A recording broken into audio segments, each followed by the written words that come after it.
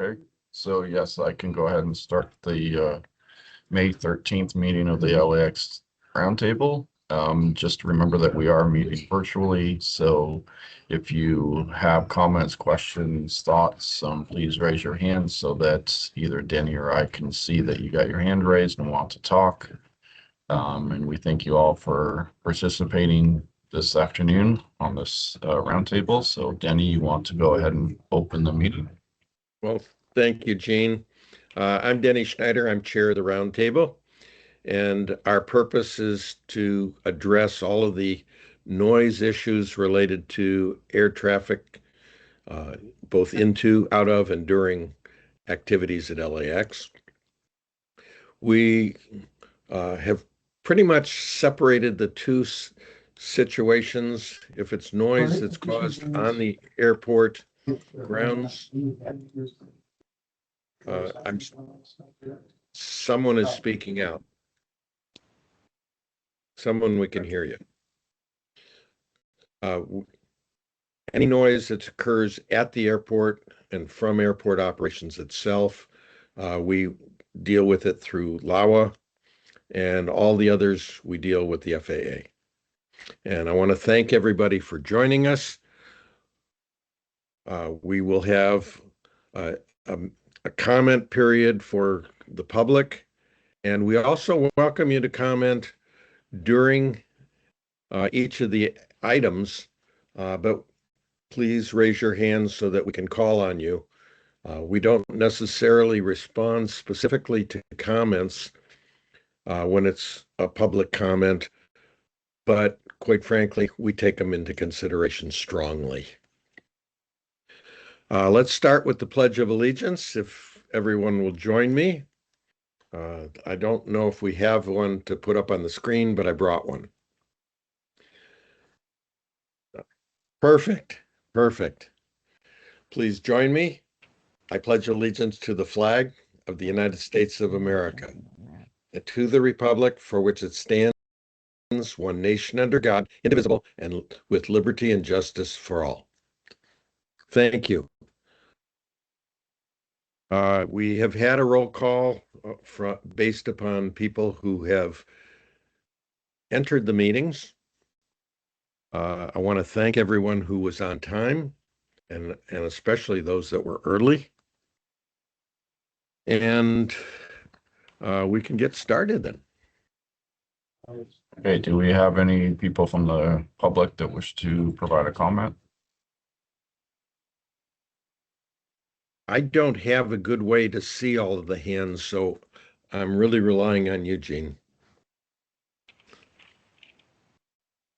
Unless maybe offline, and one of these times we'll try and work one of these and we'll be able to do it. But I have even the boxes of names is broken up into 3 different sections. Oh, it's now in 11. It just changed on me. Do we have someone? Yeah, raise your hand if you want to provide a public comment. Okay. I am not seeing anyone. Let's hold that in abeyance then, and we'll move right forward and let's get our meeting going. Next item on the... Someone speaking? Yeah, that was me. I was going to say, we're going to go to John Lohenberg for the debrief on the UC Davis Aviation Noise and Emissions Symposium. Super. Right. Yeah. Thank you, guys. I mean, and firstly, I thank the roundtable for the opportunity to attend. It was kind of a surprise where, I am also on the LAX Area Advisory Committee and went last year in that capacity. And then there was the space that opened up this year, so I got to be able to go again, which was really a treat.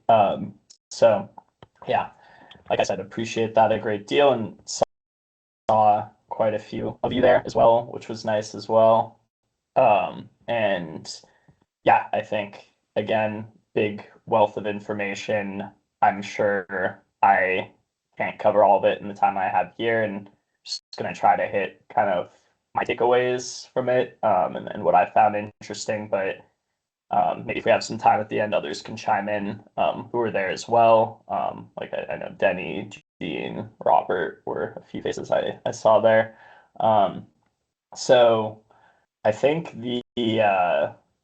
just starting off the first day, Monday, that was there. I went to the Advanced Air Mobility 101 session, and that was interesting. The first part of it I saw was with that NASA researcher Sid, and talking about different kind of noise profiles for different sorts of modes of transportation, like helicopter noise versus airplane noise, and helicopter noise being more annoying, that kind of thing. Different weighting of noise levels, which I think that was maybe a little over my head, but I could appreciate what he was saying, and I could appreciate in some follow-up discussions I had with him about what he was saying, where if you have a lot of noise in a neighborhood, one of the biggest takeaways I had was if you have a lot of noise in a neighborhood already, additional noise doesn't make that big a difference. And I think that kind of is a good segue to another big topic at that symposium, which was the it was the eVTOLs and the rise of those, and then also drones, etc. So that aspect of things, when we think about crafting flight paths and things for that, I think that's a good thing to keep in mind, is that if we can kind of have them go over areas that where there's maybe a lot of noise from traffic or things like that already, it will be maybe less of a negative effect than having them go over areas where there's no noise whatsoever, right? So I thought that was an interesting idea. And then there was definitely a lot of talk of different regulations like NEPA, and learned quite a bit about the different levels of review for that, like categorical exclusions. I remember there's one very passionate lady from Colorado who was talking about how they had a categorical exclusion to NEPA, and she was very unhappy about it. And it basically means no analysis or assessments required. Whereas, if you have the EA or the EIS level, that's environmental assessment, environmental impact assessment. So there needs to be a higher level of scrutiny there for those activities. So I think that was interesting to learn about too. Then also just I think what Stephen Tabor, the attorney, brought forward about NEPA just being not something that's necessarily designed to regulate aircraft noise, and is a pretty sweeping piece of legislation. And that's one thing that makes it really difficult to use to try to litigate these matters. I think that was an interesting point he made too. Then another interesting thing to learn about was the drones and the different kinds of drones, single rotor versus fixed wing, multi-rotor, etc. And kind of the profile of their flight, and how takeoffs and landings, those are kind of the noisiest times for those vehicles, the different regulations that can apply to them. It's not a heavily regulated area yet, so there's some room for interpretation there. The different parties who can have input into flight paths, like Native American tribes, U.S. Fish and Wildlife, that was all interesting to learn about as well.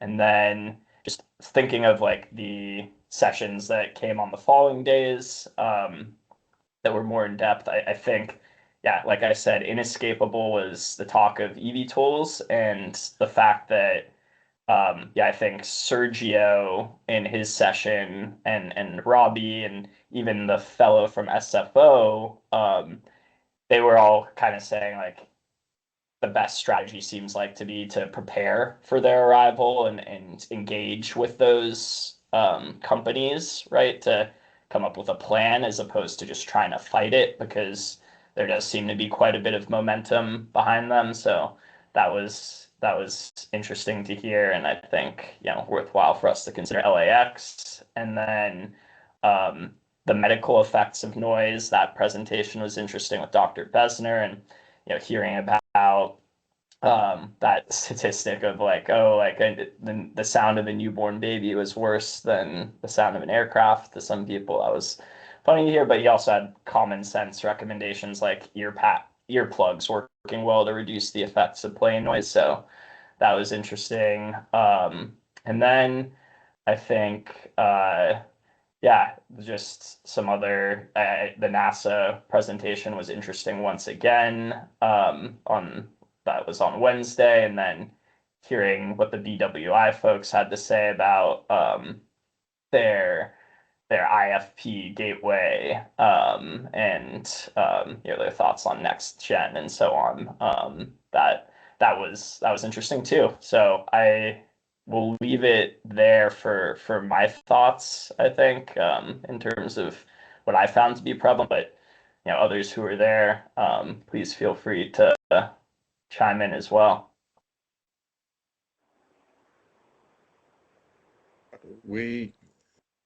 One of the things that I want to mention from that, is that we have people from all over the world that attend, and especially all over the United States, of course, but it gives us an opportunity to see what's being done at other airports, and we get ideas from each other, both on the airport side and from the public side. And so it gives us an opportunity to figure out how we're going to work more closely together. Thank you, John. Yeah. Are there other comments or discussion questions? Denny, I would just concur with both what you and John had said about the conference. John gave a great overview of the variety of subject matter that's covered, and as a layperson, there's a certain vocabulary that's involved with the that we hear here at the roundtable that involves aviation, and so it's like 3 days of like this roundtable meeting, but extended over 3 days. And so your ears kind of get used to the vocabulary, the language, and like Denny said, there's stakeholders from all across the US, not just from the aviation community, but also from community organizations and individual citizens that are expressing their viewpoints on how to reduce aviation noise. And so it's a great experience, and I recommend it for all of the roundtable members that are here for extended period. Other comments? Jean or David or Elizabeth or Doreen, confirm for me, but I believe that we can actually provide some access to some of the presentations from UC Davis. I can check on that. My understanding is that you had to be an attendee in order to get those presentations. So okay. that's, part of, the benefit of attending, right? But I can reach out and see what they would be comfortable with. Also, since I have the floor, Elizabeth, Timmy was trying to get in. I don't know if she's been successful or not. Yes, she's in, but she said that I can't hear or see. I am right now working with her to see if I can help fix some of that. Okay, thank you. Appreciate it. Timmy, Anything can you else hear on? us? You don't mind say something? David? Timmy, can you hear us? We can't hear you. You were saying something.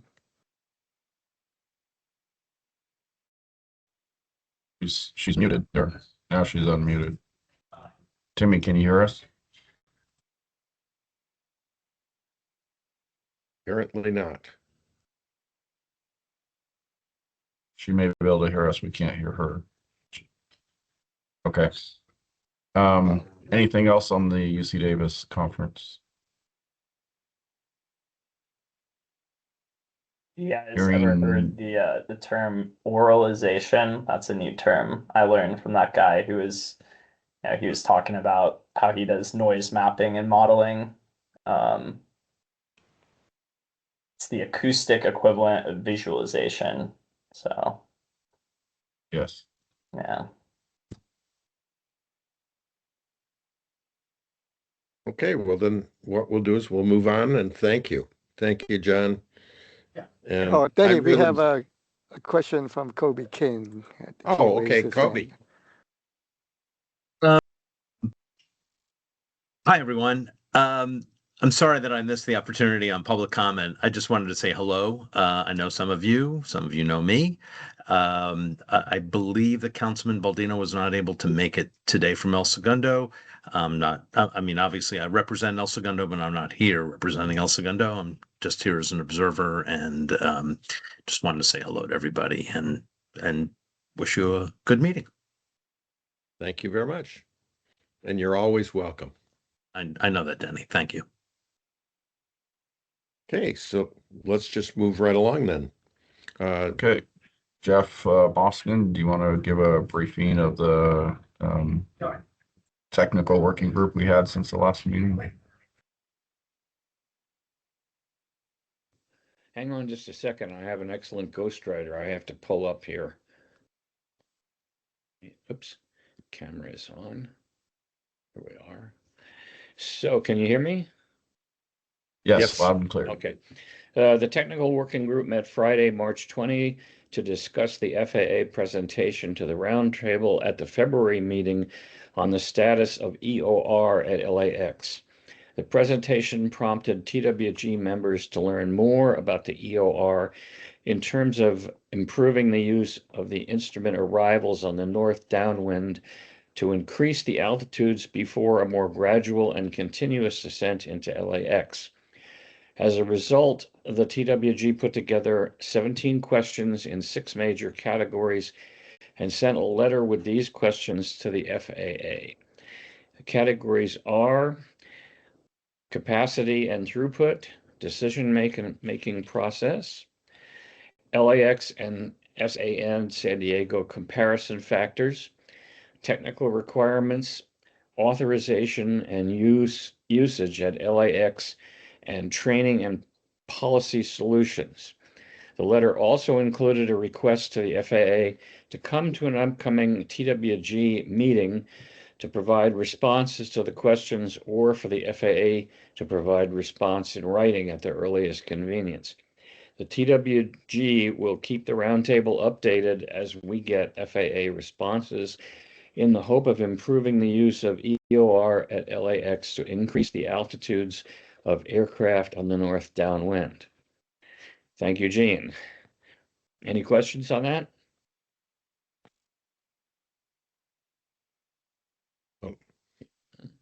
I don't see any.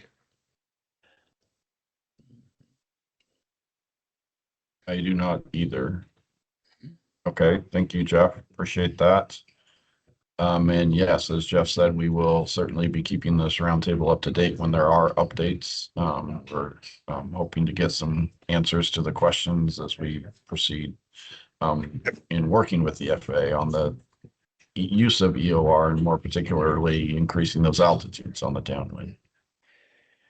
Have we received any feedback yet to the letter that you sent?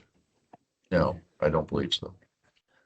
I personally have been on a couple of flights from the Bay Area that have used the RNP approach on the north downwind, and I can assure you that it solves all of our problems. And it takes you way out over Dodger Stadium at 6,000 feet before turning you around to the west. We just need to get people to use it. There would be a lot of people who would be very excited to hear that or not hear that. Well, it pretty much is the answer to all of our prayers.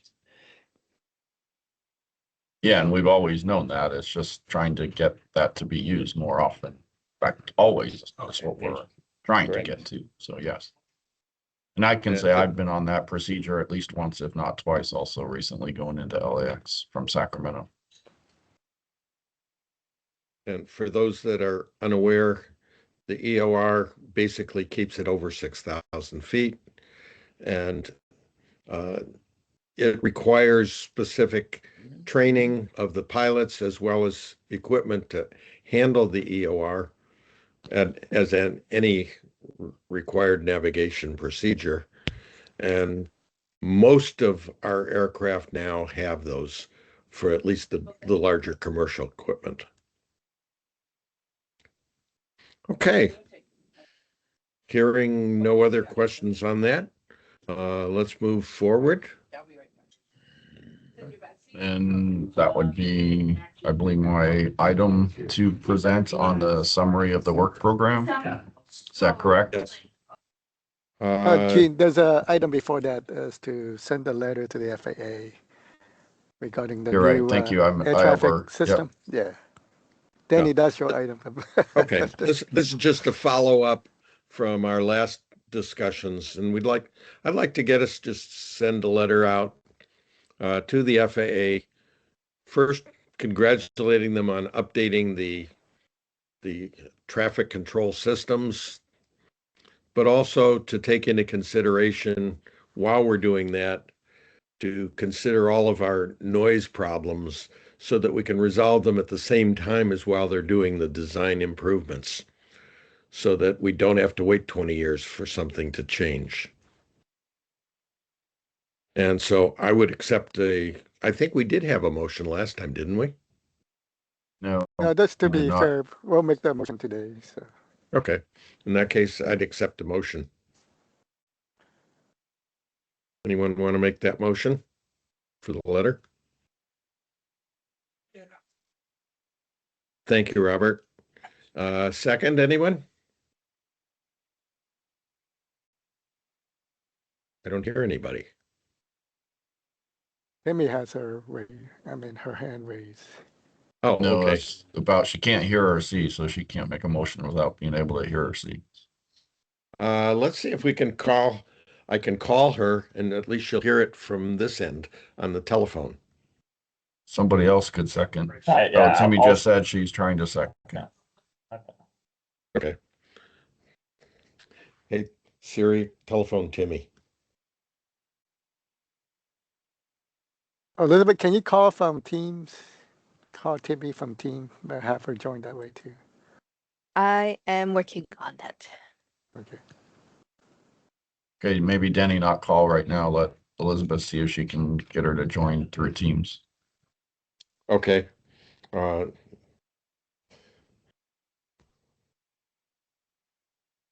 I assume she's on her computer, so She It's says she's she's listening. mhm. I'm trying to say that. Oh, now I can hear myself on the phone. Can you hear me? Yes, we can. Yes. Okay, wait, Denny, I'm gonna hang up. Okay, great. Welcome to the meeting. Timmy?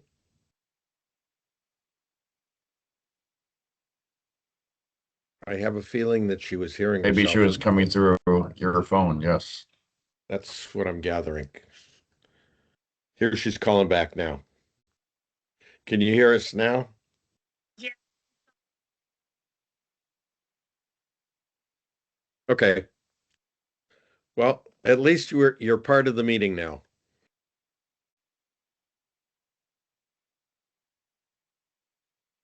Okay. Is there any discussion? Hearing none, let's just go straight to the vote. All in favor? Anyone opposed or want to take an abstention? I don't see any. Motion passes. We will be sending out a letter. Now, Gene,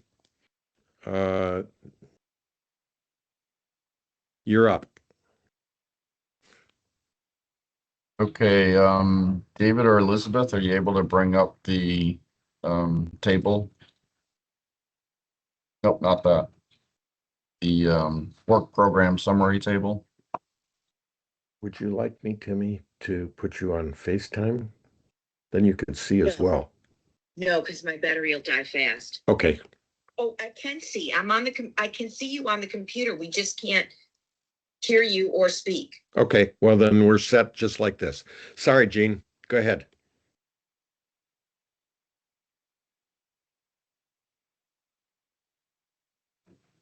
Sorry, I'm waiting for the Sorry, table to come up. I had a few windows open trying to figure out how we can get Timmy in.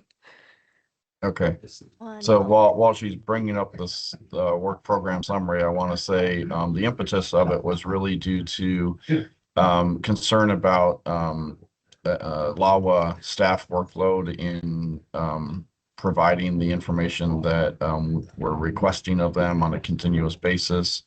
And so we wanted to put together a summary that really highlights the items that we are really focused on in 2026.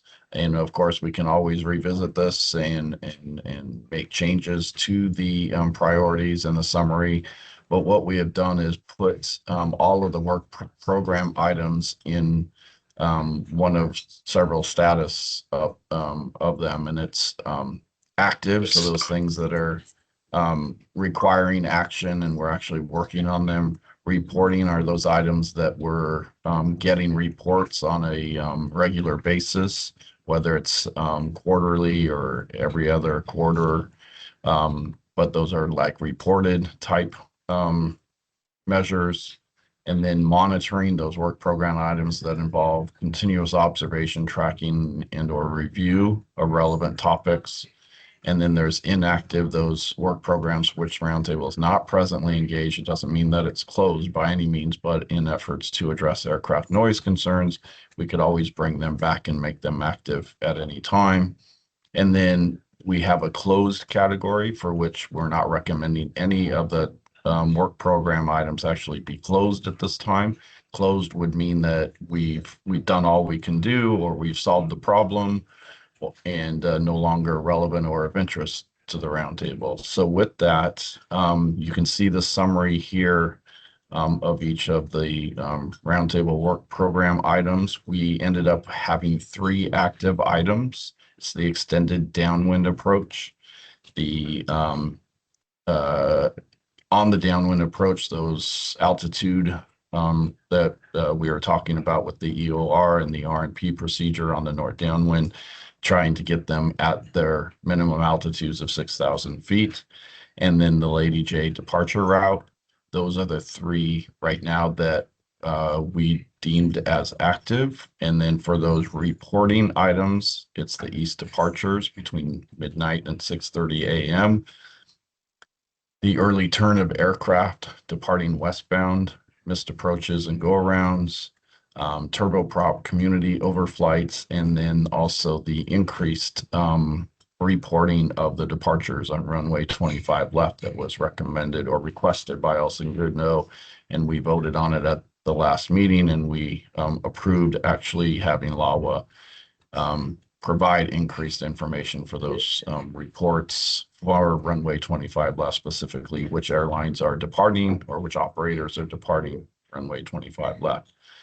And then we have a few inactive, which is evaluate the 60 dB CNEL noise contour, ground run-ups during restricted hours, review the use of single event noise metrics. And so those, while we don't want to eliminate or close those, because I think it's all of those are still of interest to the roundtable, there's nothing right now needing action on those. But we will continue to monitor any possible changes in that, such as still continuing to monitor the FAA's noise policy review to see whether, the 60 dB, single event metrics, and those sorts of things can come back in. And then we have a handful of monitoring items, such as the status on the soundproofing program, to establish working relationships with other roundtables, briefings on technical advances within the industry, briefings on relevant legislative and regulatory actions by international, federal, and state agencies, and then also looking at the noise stringency standards that come out of ICAO and the CAPE process. So with that, hopefully most of you have had a chance to review it. I know you've only had it for a day or two, I think, but hopefully this helps. What we want to do is always have this summary so that I think it's easier to see what it is that we are actually working on, and that we're all in agreement that these things are the key things for this year. If we've missed any, or you want to move some inactive to active, we could consider that. We could also consider doing something at the next meeting so that we could go ahead and just see that this is what we want to be working on for the next few months of 2026, and then revisit this at any time, actually. So again, these are our recommendations with the 3 active and the various reporting ones. And those are the ones that are really taking, the workload from LAWA at this time. So, and is there any comments, concerns, questions? Be happy to talk this through. Also, I did help LAWA work through this and prepare these priorities and the status, and then we did review it with Denny briefly last week. And so anyway, I just open it up if there's any discussion. While we're waiting for someone to raise their hand, I just want to compliment you guys for the effort in putting this table together, and it will save us enormous amounts of time rather than working our way through the 30 pages of our work program. Thank you, Denny. That was certainly one of the reasons to come up with a summary just to begin with. And then we thought while we were doing that, we could also come up with a status for 2026. So Dan, go ahead. Yep. Yeah, Danny, I think you said exactly what I was going to comment, is that this is a quick and easy way to look at what we're working on and, what our priorities are and what we're focusing on. And then I think the other item, and this is not to replace the work plan item, the work plan that'll still exist in all 30 pages, but this is just kind of a, preview that we'll have in front and that we can refer to pretty quickly. And as work is done on each work plan item, we'll update as we've always done historically. So, and then one other thing I wanted to point out, in terms of the status on one of the reporting items, for turboprop commute overflights, that's over Palos Verdes. And so, I think spoken a little bit with Robert as well, we did reduce the frequency of that. Last year before we went to quarterly meetings, we were producing them for every meeting. So it was 6 times a year. And, I've spoken to Robert and we've kind of looked at the data, and we're going to keep monitoring. And, like Gene said, all these items can move and frequencies can change, but for the time being, it was changed, right, from 6 times now to biannual, May and November. And you guys all should have received that packet, I think yesterday, from Elizabeth, containing all of these statistical updates. Just to clarify Robert. that, I'm sorry. Go. Let me just make my point. Then we'll go to Robert. So the statistical update, we're focusing about 3 or 4 operations per meeting. So for this meeting, we're going with 25 left departure, PV overflight, and Monterey Park overflight.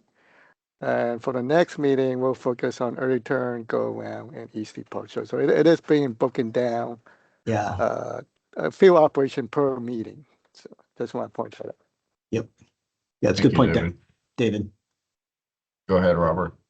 Yes, thank you, Gene. And thank you, Dan and David. I just want to let you, state for the record, it was nice of LAWA to reach out to me and just let me know. At the last meeting, I wanted to be supportive of the LAWA staff, and I understood to spend more time on El Segundo's needs. I understand something's got to come down on their workload, and so I was one of the reasons why this came back, although it was more expansive than I had stated. I'm in support of work program A10 because it was originally the original work program, which is reviewed every January, had stated it would only be reported twice a year. And so it's going back to the original language of the work program, and that's fine. I will say that we're meeting quarterly now instead of every other month. And the reason why it had increased to every meeting was because there was a dramatic rise. And so LAWA had responded by providing more data. And so I will say the work program, it says for 810, it says turboprop community overflights. You may want to add the words passenger jet and turboprop community overflights just to be complete on that. And I'm in support of the LAWA's recommendations on this. And I'll also be speaking about the data that LAWA's been providing. I did notice 2 anomalies, but I'll bring that up underneath roundtable members' discussions. Thank you. And Thank you, again, Robert. I also want to again compliment LAWA, because we were in the interim between our meetings, we've had some issues related to overflights of Manhattan Beach, and they jumped right on it and have done some evaluations to find out what's going on, and are working to bring it back into normality without the noise, or minimize it. Kobe King, go ahead. Thank you. Again, speaking as a member of the public who happens to represent El Segundo, I just wanted to say to staff, thank you for the additional information that was provided in the latest reports. This is, we've had a chance to take a look at it preliminarily, and we think it addresses the request, and just really appreciate it. We understand that there's a finite amount of resources available to do these reports, and that when you've got additional work, then something else has to give. But I can tell you preliminarily, at least, and I'm sure that won't change. We think this addresses the request, and look forward to being able to study the data and potentially act on it as well. And also. Yeah, I mean the latest reports on early turns are, as has already been mentioned, are a little concerning, I guess is probably the best word, and we appreciate the additional work that's looking into why that is happening now. Appreciate the understanding and attention to this. So appreciate that you think it has what you need at this time. And, as you look further or deeper and it doesn't quite or whatever, please reach out and we can try to make that work better. But sounds like it has what you were looking for. And so appreciate hearing that. Thank you. Yeah, really appreciate it. Thank you. I'm just curious from the data itself. When I look at the 25L departures based on the 2 times of day, from the 12 to 6:30 and then the 6:30 to midnight, I noticed there were 2 dates of different days that had a large number of increase in the number of takeoffs or departures. And I just wondered why. Is there anything that we can identify that would, for those that can't see it, I'm going to hold it up in front of my screen here. And if anybody can see that little one, you can see that there's a couple big spikes on those couple days. Now, everybody should have received this, but it's substantially increased on those couple days. And I just wondered, it didn't appear to be based on a holiday. So I just wondered what it was. Yeah, Danny, I can address that quickly. You can also see a blue line associated Yes. with the spike. So the blue line represents the closure on the adjacent runway 25 right, which is the inboard runway. So when there's a closure on the inboard, aircraft would need to use the outboard runways, and that's why you see those spikes. Got it. Yeah. Thank you. Once you explain it, it's obvious. And then we can address more questions during member discussion if we needed to regarding the statistical updates. So. Sure. Thank you. Any other questions or issues? Yeah, I'm not seeing any hands raised. I was actually going to request a motion to accept the summary as is, and then also go ahead and take a vote to accept it for now. Can I ask one more question? Sure. Sure. Yeah. Yes, yeah. please. There's an item, A2 about the east departures between 12 a.m. and 6:30 a.m. I guess could somebody speak more to that? Because I understand that aircrafts, right, they'll come from the east or they'll come from the west to land during those hours, right? So is that what it's related to? We're sending departures east because of that, or yeah. Yeah, so typically during those hours, you're in what we call over ocean operations, where they depart over the ocean and arrive in over the ocean. And during the time that you're in over ocean operations, there are times that airlines will request that they still depart to the east over the land rather than go over the ocean due to winds. And so those are the times that we're trying to determine how many are doing that, when are they in reporting, just those times that we're in over ocean where most of the aircraft are departing over the ocean. But every once in a while, an operator will request that they depart to the east. And again, most of the time it's because of just some winds like low, like 3 to 5 knot winds sometimes. And that's just enough for the pilot to request that they depart east because they might be have a heavy payload at that point. So those are the particular ones that we're monitoring there.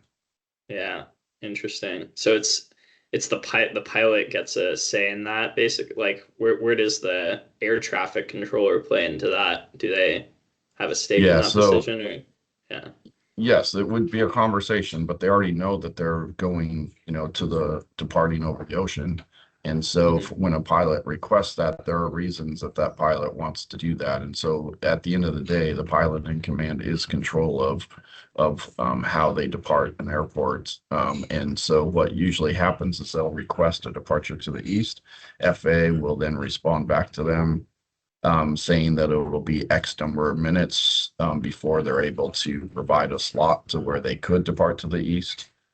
And then they will just wait until that slot opens up, and then they will go ahead and depart to the east. But again, it is the pilot that will make that decision to go against the regular flow of the airport at that time. Okay. And I just want to point out, that each airline has their own standards as to what they require for a safe takeoff. And we do honor every one of those requests. So the FAA they just fall in line with whatever the airport's procedure is.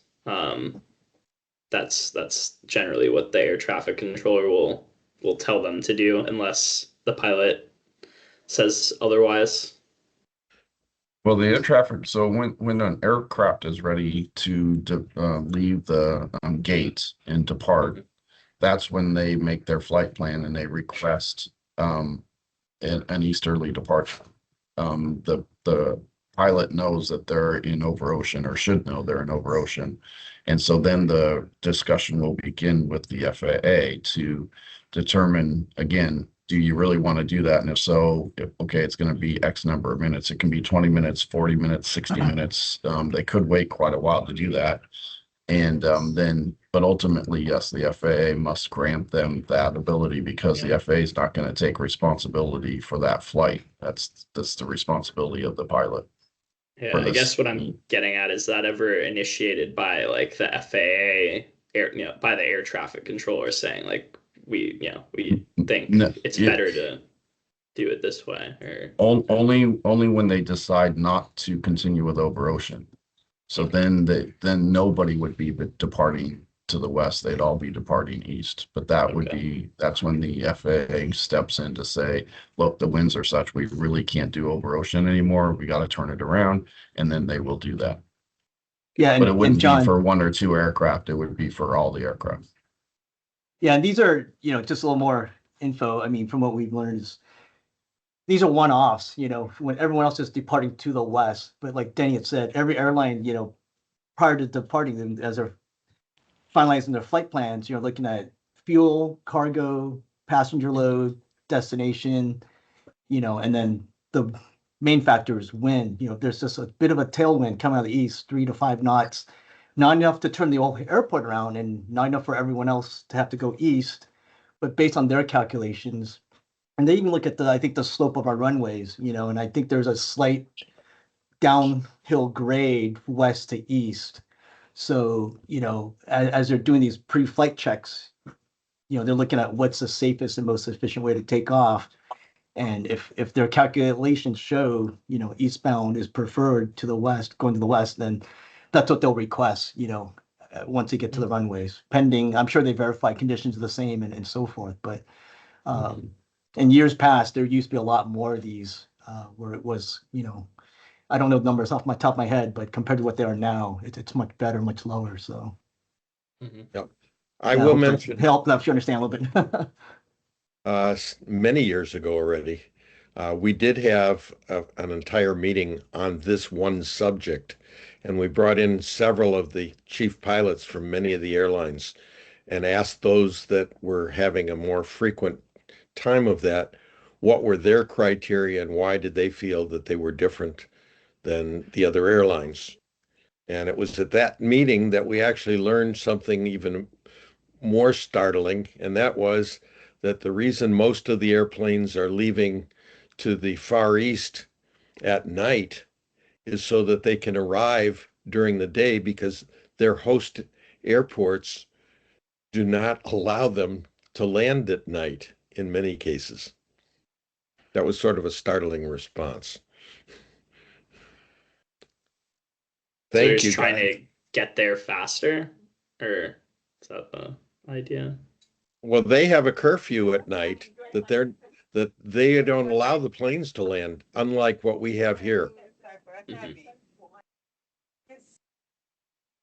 I can also say it's aircraft dependent. For example, the Boeing 777 or 777 aircraft really does need the full length of the runway and favorable winds and the slope of the runway.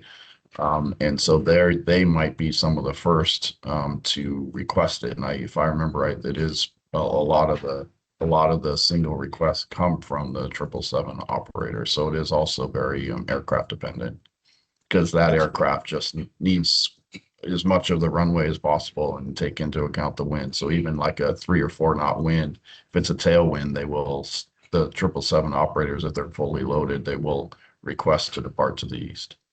Mm. And it's also a function of the engines that they're using and the power. There's a lot of different functions. So going east, it slopes downward or upward the runway? It slopes downward, right?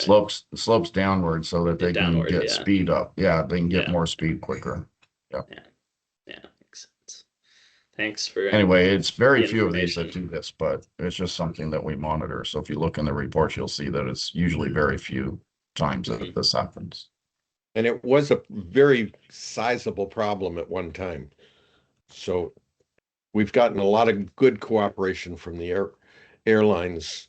And in one of the cases, and I don't remember who it was that identified it, but I remember that one of the solutions was turn off the air conditioner so you had more power for the actual takeoff.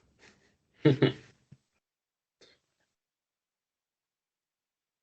Hearing if there's no further comment on the summary, again, could we get a motion to accept this summary with the 2026 status and LAWA workload included? And then we can vote to accept it, at least for now, and just know that, again, like I said, it can always be amended at any of the upcoming meetings. But we would probably take a look at this with our first meeting each calendar year. I need somebody to make the motion, please. I'll make the Robert motion. Nemeth just did. Timmy just made the motion. Who's going to second it Okay. for us? Robert will second it then. Great. We now have a motion. I think we've had a lot of discussion. Is there anyone that would object to closing the discussion? Seeing none, let's take a vote. All in Denny? favor? Yes. Danny, I was going to say, because of the way the virtual works, I would like to just request a set of hands for any that are voting against this action, rather than trying to get everybody to raise their hands for the action. Okay. I was just simply trying to No, I know. establish but the bottom line is it's still the same. So that's even faster. Thank you. So any opposed, go ahead and raise your hand. That goes with any abstentions as well. I see none. Okay, so the motion passes. Motion passes. Thank you. Okay. Moving right Now I along. think we move on to the noise news. Is that correct, David? Yes. Am I on track this time? Okay. You're correct. All right. And I'm actually Doreen is actually during Stockdale with HMH. She's actually in attendance today taking notes, and she's the one that prepared the noise news. So I'm just going to have her go ahead and present the noise news rather than me. And so go ahead, take it away. All right, thank you. Obviously, as the slide says, this is the noise news for today's meeting. Next slide. Here's a brief overview of all the topics we'll be talking about. I'm not going to go into detail since we will be going into each one of those topics in some sort of detail. Next slide.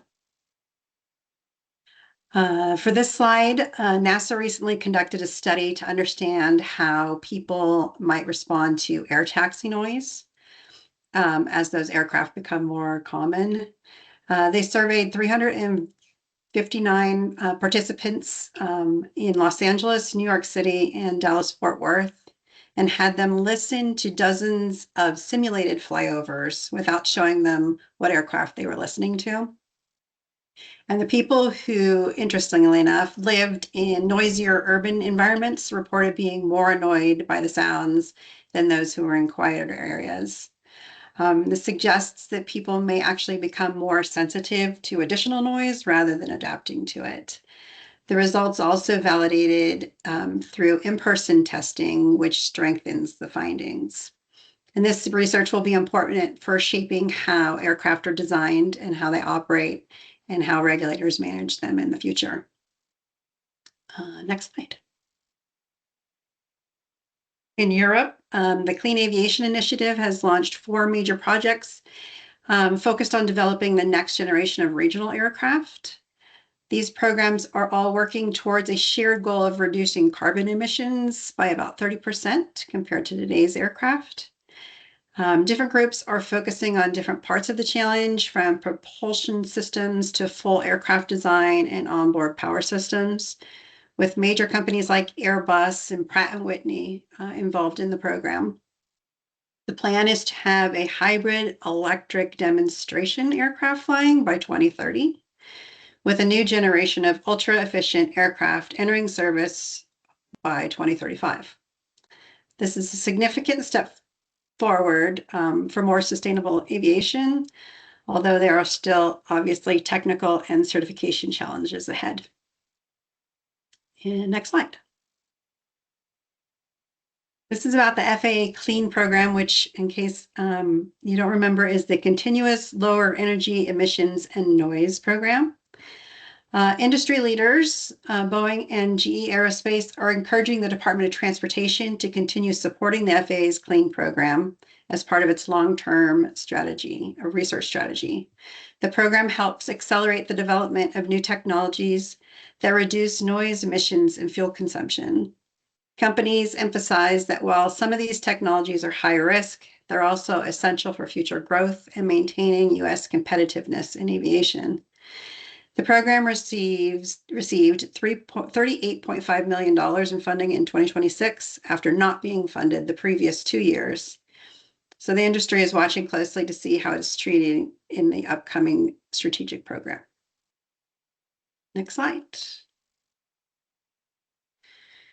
In Colorado, an appeals court recently ruled on a case involving aircraft noise near Rocky Mountain Metropolitan Airport.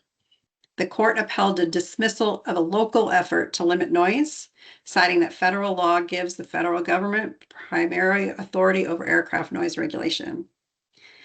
The court did, however, send part of the case back, and that is related to the potential lead emissions. And that's going back for further review. This is important because it suggests that emissions could be treated differently than noise in future cases. And the decision highlights the limits communities face in addressing aircraft noise and could have broader implications nationwide. Next slide. The House has passed new legislation that could pave the way for supersonic flight over land, as long as the aircraft do not produce a sonic boom that reaches the ground. The FAA now has about a year to develop regulations and establish new noise standards. One of the key technologies being discussed is called the Mach cutoff, which claims to redirect sonic boom upward so that they aren't heard on the ground. However, there is still some skepticism about whether this approach will work consistently in real-world conditions. There's also an alternative approach being developed by NASA that focuses on reducing the boom itself. Ultimately, public acceptance will depend on how these technologies perform in practice. Next slide. A recent study showed that making small adjustments to aircraft altitude could significantly reduce contrails, which are a major contributor to aviation's climate impact. These contrails only form in certain atmospheric conditions, so changing altitude by just a few thousand feet can often avoid them. Since pilots already make similar adjustments for weather and turbulence, this approach could be implemented relatively easily. The research suggests this could cut aviation's warming impact by nearly half, especially if adopted early. Even if it's not perfectly effective, it would still deliver meaningful benefits, making it a promising operational strategy in the future. And next slide. The FAA's noise complaint system, also known as the noise portal, is currently used mainly to collect complaints rather than to analyze them. Critics argue that the system doesn't effectively connect complaints to actual flight operations or noise exposure, and responses tend to be generic. However, these complaints could provide valuable insight into recurring noise issues if they are analyzed more thoroughly. There's an opportunity to improve the system by integrating complaint data with operational metrics and sharing results more transparently. Doing so could build more public trust and support more informed decision-making. Next slide. And finally, a report from Boston University and MIT looked at the health, economic, and community impacts of aircraft overflight noise. The study found some evidence linking higher noise exposures to health issues like sleep disruption and increased blood pressure. However, it did not find strong evidence of broader economic impacts such as effects on local business. It also highlighted disparities showing that certain communities experience higher noise levels of exposure than others. Overall, the report reinforces that aircraft noise is an annoyance. It is not just an annoyance, it's also public health and an equity issue that requires continued research and attention. And I believe that is the last slide. Yes, it is. Thank you. Of course. Are there any questions or comments? Hopefully more so comments. We're providing this information. We're not the experts, so not sure we can answer questions, but we can always try. But so we welcome them, but just wanted to warn that we're reporting what we're finding in the news. And every one of those was very interesting. Right? For It was good. Yeah. For the NASA slide, I'm wondering if there's any more information or like a report on that, because yeah, it sounds a little different from what I heard from the NASA researcher I talked to at the conference. Yeah, So the reference for it is on the bottom of the slide. It's I think it was the first one, yeah. So it's actually a NASA article. okay, so it's specific to air taxis. Okay. Correct. I Yeah, specifically and that's, actually got that. I yeah, got so from the, remember at UC Davis, they were talking about eVTOLs, electric vertical takeoff and landing type.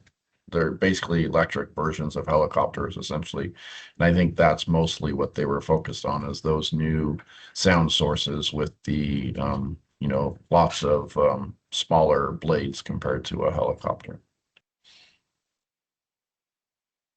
one of the things that he had mentioned to me at the symposium was that they were frequently different frequencies than the regular helicopters, and that people found some of those frequencies more annoying than a regular helicopter. Even though they were much quieter, exactly. Yes. Right. Because the Yes. sound quality, if you will, is I think of issue there. So I guess the main word that people should get from this is that we are concerned about all of these things and we're keeping track of all of them. And as you hear about these kinds of things, please let us know so that we can follow up.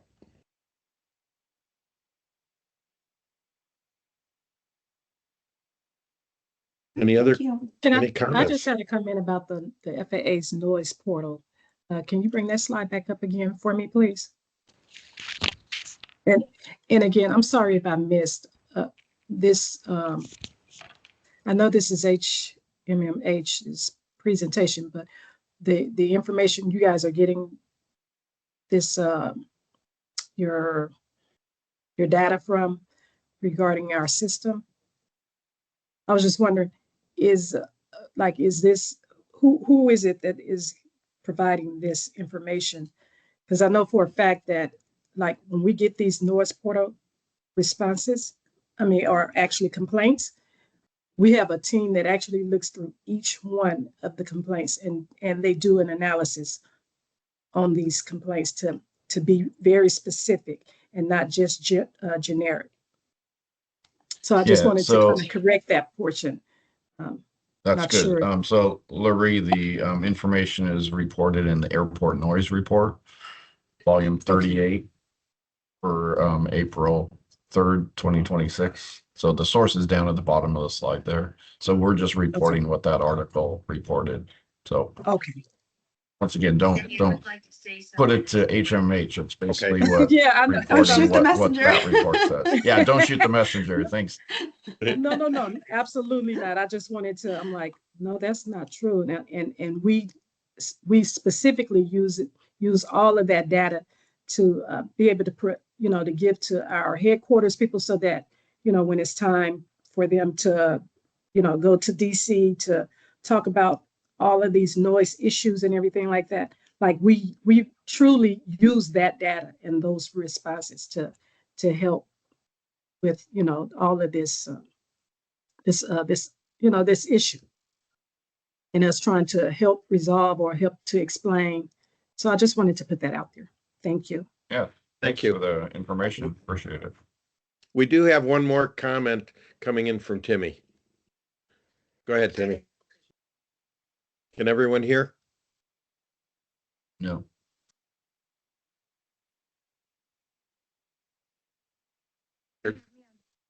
Yes, that's the weird thing. I mean, it's as loud as my voice. That's really strange.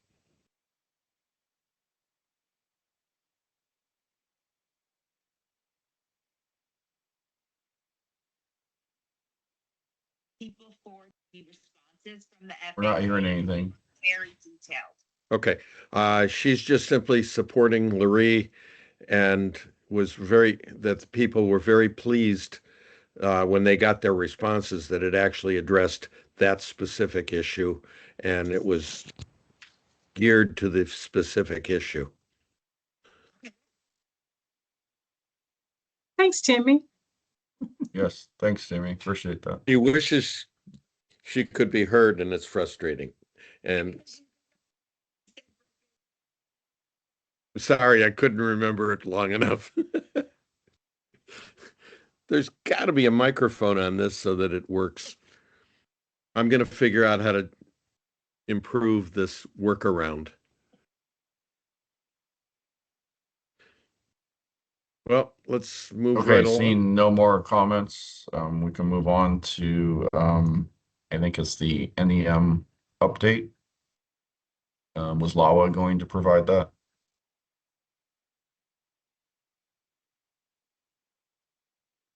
Yeah, it was muted. Yes, Gina, plan to provide a quick update on the noise exposure map update project.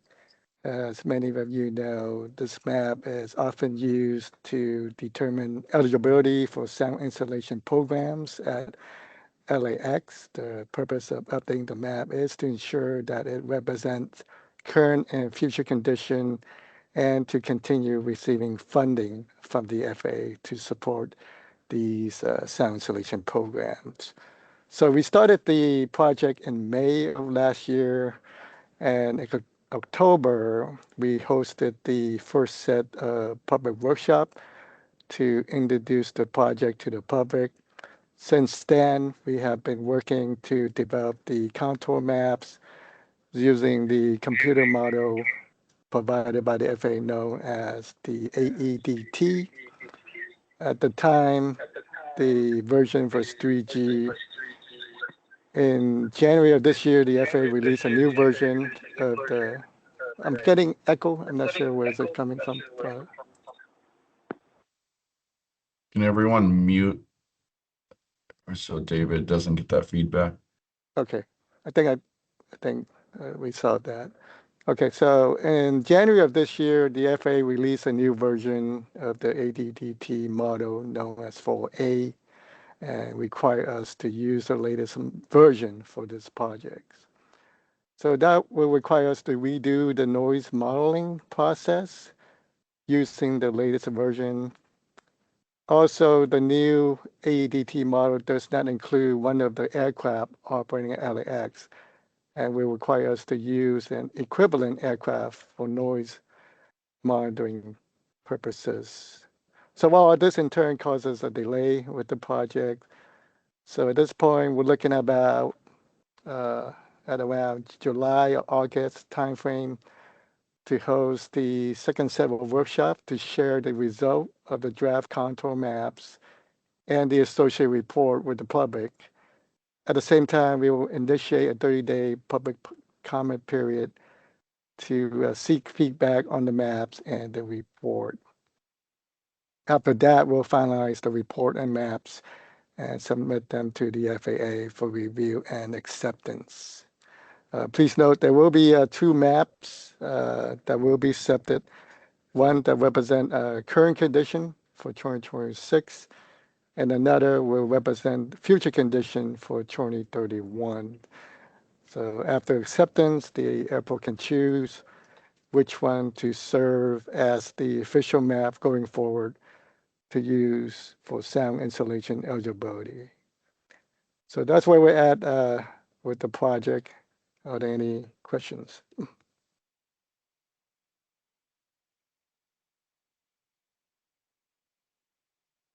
Hearing none? That's All right, thank you for the update. I don't see any hands raised. I think the next item is continuing with member discussion, if there's any other items such as whatever anybody wants to bring up. We have on our meeting Trey Grogan, who is the deputy for council member Park in Los Angeles, and is also a representative to the LA airport. And one of the things we were pleased to see last time was that there was a a discussion and a council resolution to ask for all kinds of information from all the various departments related to airplane noise. And I just wondered if, Trey, we have any kind of update. Hey, Denny, thanks. So right now we are still in the period where we're getting report backs from all the departments. I did speak with the mayor's office late last week, and their eyes are on it as well to help kind of push this along to make sure that we get those report backs. But again, for folks who were not around at the last meeting, the real impetus for this is, especially in the face of ever continued, additional density laws coming from the state and from the city, we really want to make sure that we are looking at what the environmental and health impacts are for, concentrating folks around some of these areas like around the airport, just because of obviously the impacts that we all discuss here around noise and emissions and things like that. So we're really looking for report backs from the Department of City Planning, obviously the airport, building and safety, sanitation, et cetera, to really look at what the range of those environmental and public health impacts might be, equity impacts, as well as really like scope and feasibility for the potential to create what we would call like an airport noise contour and environmental exposure overlay zone, which is quite a mouthful, I'll admit, which will kind of look at what our options are for the radius and zones and subzones that might necessitate some kinds of land use controls, whether that be anything from additional ventilation, double pane windows, height, anything like that, and what the impacts on that kind of development and the people who might live there would be. So I have flagged it again for the mayor's team to kind of follow up with departments and make sure that that's moving along. And I certainly hope that by our next meeting, I'll have a more comprehensive report to share with everybody. Thank you. Thank you. Just sort of it's almost an adjunct to what you just said. I was wondering what the impact of the World Cup could be on the communities around the airports, because of the fact that I expect that we would have much more cargo coming in, as we are aware that they bring a lot of equipment with them. There would also be a lot more people coming here. So I just wondered, it's something that we could look at some future date. I don't expect it today, but I just wanted to raise that as something that we need to think about. And it may even come out of some of the report that you're getting, Trey.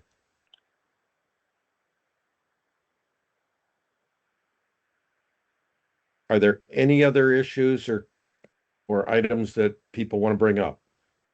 Yeah, can you guys hear me now? Yes. Okay, it says anonymous on the screen. That's me. I don't know how this is working. You guys, I'm doing my best. I've got like 3 devices on this. One I can see, the other I can hear. I mean, the other I can speak. So it's insane. And yes, I'm on a Mac. That's why all my devices are Apple. Okay, so first of all, Larry, just to circle back, I just wanted to say that in 2021, when the complaints of the Lady J really exploded, several people forwarded email responses to me from the FAA, and I can confirm what she is stating. They were very detailed about the GPS coordinates, where the track was, what was happening, etc. So, Larry is correct there. Now, I wanted to say for the noise symposium materials, the roundtable did have an attendee at the symposium, correct? Yes. Okay, so wouldn't that individual be entitled to the materials, which he can then freely, per his own perspective, share with the roundtable? As I said, I will verify that with UC Davis and get back to him and see if that is indeed the case. Okay, well, if nothing else, he should have access to the materials. If they're supposed to be accessible to the attendees, whoever our attendee was, Denny, it would be wonderful if you can confirm with him if he's able to access them. Well, Yeah, I can tell you, I can tell you the slides we certainly do have, because I went to the gentleman who made the presentation and he sent them to me after the symposium. I can confirm Okay. that I have access to all of the above. So, Oh, okay. Well then, I mean, certainly, Gene, do what you're going to do, but it should be his prerogative to share whatever he wants. He was a participating member. I mean, don't you have to pay to participate? Yes, I'm you just pay to saying, participate. if there's Right. if I there's just know there's rules and I restrictions- want to make sure that we're abiding by the rules. yeah, that's It's what I'm probably saying. If correct, there's rules but yes. that prohibit the sharing, I'd like to see that in writing. Otherwise, I'd love to see the material myself. The last thing I wanted to bring up was on behalf of the owner of the home in Whittier who had debris from a plane crash through her roof. To tie this in, I will say that they do have complaints about the noise and also the large explosion noise that was heard when the debris crashed through her roof. Denny, I'm wondering if the Roundtable can in any way request assistance with the FAA to assist in this investigation, because she did get responses from the FAA, but she's not getting the answers that she needs. They identified 2 flights and they know best, but when I look it up on the ADSB data that's available to me, those flight numbers that they gave her of Delta weren't even traveling to Los Angeles. So there seems to be conflicting information, and she's upset that she is under a direct flight path of aircraft flying into our airport, LAX, and that she's not getting assistance from the body that has sovereignty over our skies or from the airport that hosts the aircraft. So what can we do to assist her in getting real traction in this and identifying the aircraft? I identified 3 potential flights. I mean, I don't know, Larry, are you able to, is there anything we can do here? Yeah, I'm still not understanding the ask of FAA, Well, on because it April, sounded like you did request something from the FAA and you received something that was incorrect or not well, I don't know available. that it's incorrect. I just know that when she forwarded me the message from the FAA personnel that contacted her, I looked up the flights that he provided her as 2 possibilities. And when I looked up the flight numbers on FlightAware, it said that their track wasn't even into Los Angeles. But I did provide her 2 Delta flights and 1 Southwest flight that were, over her area on that day and time, that were different from what the FAA provided her. So I was hoping maybe the Roundtable could request, I don't know, an investigation, a report back. I would be happy to collaborate with somebody.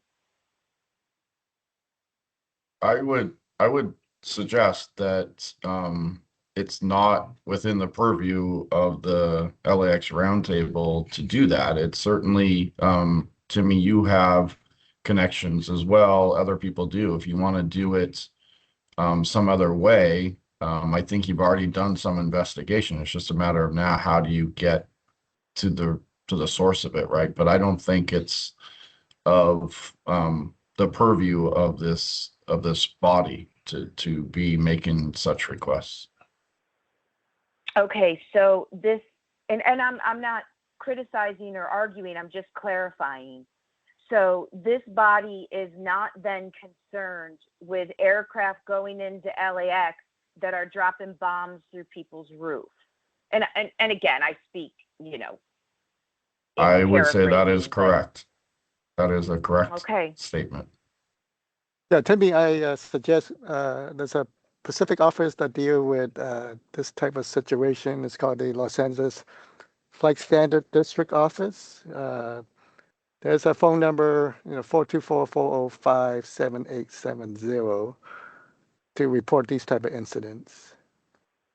No, I appreciate David, and I did give that number to her, Oh, okay. and she started there. Yeah, no, Yeah. we've kind of escalated from there, but I guess my thought process was, even as a citizen of Los Angeles, the city owns the airport, LAWA operates it, so I respect what Jean said, that this body isn't necessarily the right platform to bring this up, but then I would say I'd like to, who, Dan or David, can I speak with from LAWA on the phone, outside of the roundtable, for the airport to get involved in this investigation, because it is one of the aircraft you're hosting, and this is a citizen. So, I mean, I think it would be great if I could connect with an appropriate LAWA individual to help facilitate progress in the investigation. Is there anyone anyone on you that can can get recommend? back? Timmy, I think, Is I mean, I there- think, as far as I know, the investigation is active and ongoing. So I think from Lawa's perspective, until we know for certain, as you said, it sounded like there are multiple sources that they have identified. Was it a higher flying flight? Was it one that was coming into LAX? I mean, I think right now it's in the FAA's hands, just like any crash, any incident that, it's on the FAA's purview. So. Right, but what concerned me is she did receive an email from the FAA that said their investigation is closed because they couldn't figure it out. Okay, so That yeah, I'm concerned not me. aware of that. So Right, so that's why I'm asking, because I can call you, Dan, after the meeting's over. Who is it at LAWA that I can talk with, that I can connect her to, so that the airport can get involved in this? Because again, it's your business. It occurred to me, this is Denny again. It occurred to me, I'll bet that the best person to request that support would be the congressperson in charge of that area. Yeah, and I did recommend that to her, and I'm going to probably end up reaching out to that office myself because they've been silent on it. Her county supervisor is the one that spoke up about it, but she issued an Instagram statement and then went silent. So, listen, again, let's just respect that. I understand Jean the has pointed out it's frustrations. not appropriate here. But Dan, I would like you to maybe, or David, identify someone at LAWA that we can reach out to outside of this platform.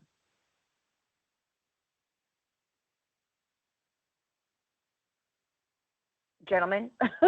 Yes, he's writing it down. Dan, You David, can't see that. anyone? I You jotted have a it down. name, I mean, maybe? yeah, I'll see if I can find someone. But like I said, I'm not aware of any findings, and until it's pinned to LAX, I don't know if we'd have any statement. But yeah, let me see what I can find. To me, David or I will email you. Okay, great. Thank you, Thank Dan. you. Hey, thank you again for caring about what's happening to the people on the ground. Robert Nemeth, you had your hand raised. Yes. So, Thanks for your patience. oh no, it's fine. So as part of work program A10, the LAWA has been providing passenger jet overflights of the Palos Verdes Peninsula since I've been on, which was since November 2015. And historically, the number of the data they provide is like a percentage of the passenger jets that are southbound. And so Underneath a normal flight pattern, the ocean departure schedule will route the passenger jets around the peninsula. And so it's historically been about 3% of all the southbound jets that overfly the peninsula. However, there's been two noticeable changes based on the LAWA's data. Since November of 2025, that percentage of the southbound jets has increased from 3% to 4%. Furthermore, historically, the number of passenger jets that overfly the peninsula less than 10,000 feet in altitude is only 40 over a 3-month stretch.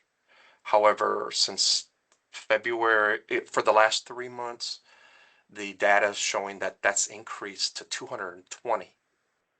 And so my ask is to be placed on the agenda for August, and a letter to be drafted from the roundtable to the FAA, and include the data that I've talked about from LAWA, and then just a simple request for the FAA to adhere to the ocean departure schedule.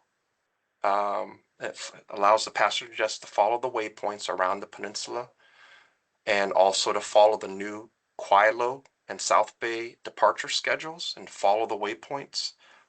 And then also, if passenger jets overfly the peninsula, for that to exceed 13,000 feet.